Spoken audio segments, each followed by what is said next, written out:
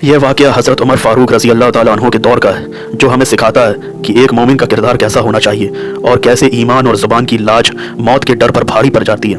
हज़रत उमर रज़ी अल्लाह ताला अन्हु की अदालत और अनजान नौजवान। एक दिन हज़रत अमीरुल मोमिनीन हज़रत उमर रज़ी अल्लाह ताला अन्हु की अदालत में दो नौजवान एक तीसरे नौजवान को पकड़ कर लाए। उन्होंने शिकायत की, ए अमीरुल मोमिनीन, इस शख्स ने हमारे बूढ़े पिता का कत्ल किया है, हमें इसके बदले में किसास खून का बदला चाहिए। हज़रत उमर ने उस तीसरे नौजवान से पूछा, क्या तुमने कत्ल किया?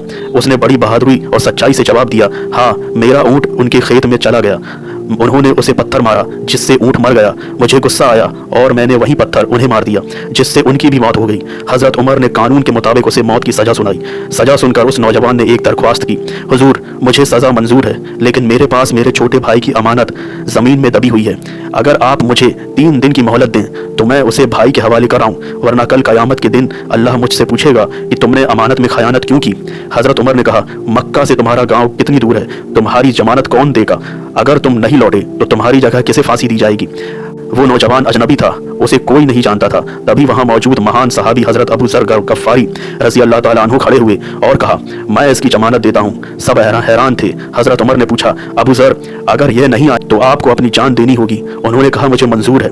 3 दिन बीत गए। तीसरे दिन शाम होने को आई, लेकिन नौजवान नहीं लौटा। लोग हज़रत अबू ज़र के लिए परेशान थे। जैसे ही सज़ा का वक्त करीब आया, वह नौजवान दूर से दौड़ता हुआ धूल में लथपथ वहाँ आ पहुँचा।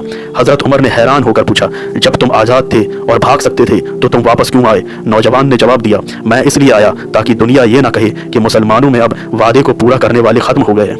हज़रत उमर ने फिर हज़रत अबू ज़र से पूछा, आप इसे जानते नहीं थे, फिर जमानत क्यों दी?